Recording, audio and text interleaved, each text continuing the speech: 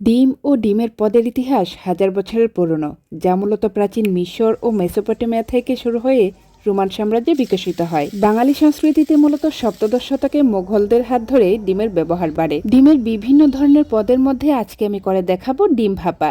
এক টুকরো আদা, দুটো টমেটো, তারপর কয়েকটি কাঁচামরিচ নিয়ে একটি মশলা তৈরি করে নিচ্ছি। ফোড়নে ব্যবহার করছি তেজপাতা, আস্ত জিরা, দারুচিনি এবং শুকনো মরিচ। ভারতীয় উপমহাদেশের সংস্কৃত অন্ন থেকে আন্ডা বা ডিমের ধারণা আসে।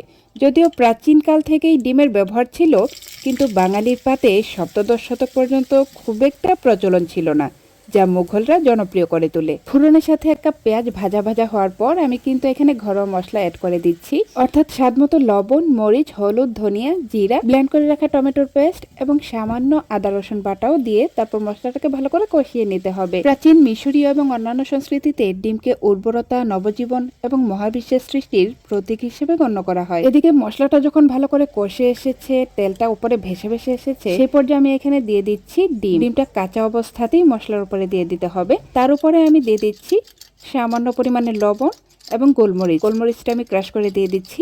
তার উপরে আমি এখানে দিয়ে দিচ্ছি ধনেপাতা কুচি। আর এখন ঢাকনা দিয়ে অপেক্ষা করব সেদ্ধ হওয়ার জন্য। আর এর মধ্যে যারা কিনা হাফ বয়েল খেতে পছন্দ করেন তারা কিন্তু এই পর্যায়ে নামিয়ে নিতে পারেন। আমি যেহেতু ফুল বয়েল পছন্দ করি, তাই অপেক্ষা করব পুরোপুরি সেদ্ধ হওয়া পর্যন্ত। এই পর্যায়ে আমি একটু টুথপিকের সাহায্যে দেখছি যে ভেতরটা পুরোপুরি কুক হয়েছে কিনা। ডিমের তো কত রকমের পদ আছে। ডিম দিয়ে পুডিং করা যায়, ডিমের পায়েসের কথা বলতে মনে হলো, আমি কিন্তু আমার পেজে ডিমের পায়েসেরও একটা রেসিপি শেয়ার করেছিলাম।